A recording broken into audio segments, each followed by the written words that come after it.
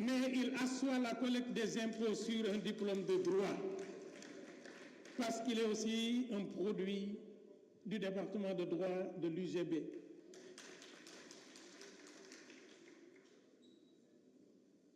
Je ne veux pas le présenter, je veux juste l'annoncer. Annoncer le fils du Sénégal, qui ne laisse pas indifférent.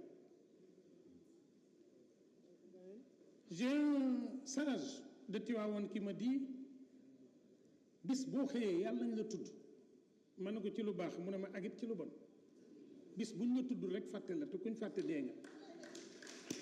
Ne pas laisser indifférent, c'est de ça qu'il s'agit.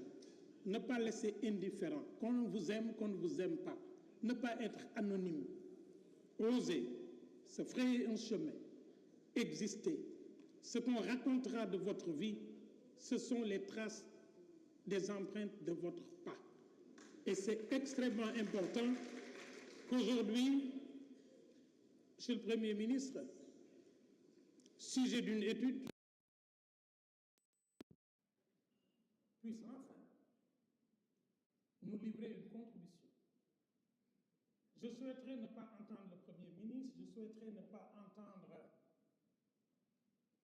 l'homme politique, le président de PASTEF, je souhaiterais juste entendre l'intellectuel africain. Monsieur le Premier ministre, vous avez la parole.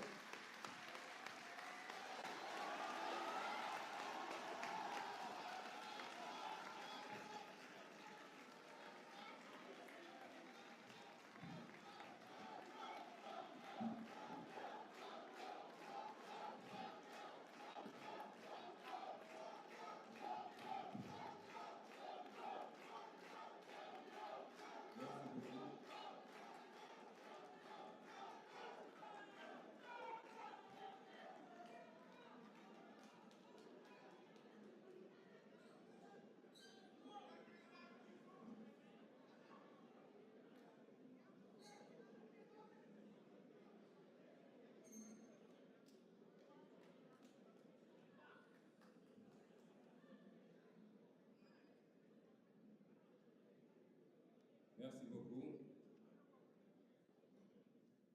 Chers participants, il paraît que le président Donald Trump aime à demander à tous ceux qu'il rencontre s'il méritait qu'on lui décerne le prix Nobel de la paix.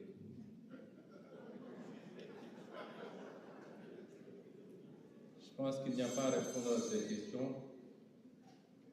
La seule qui veuille d'être posée en termes de réponse est de se demander est-ce que depuis 1 an qu'il est au pouvoir, à la tête de la superpuissance que sont les États-Unis, est-ce que le monde est plus sûr?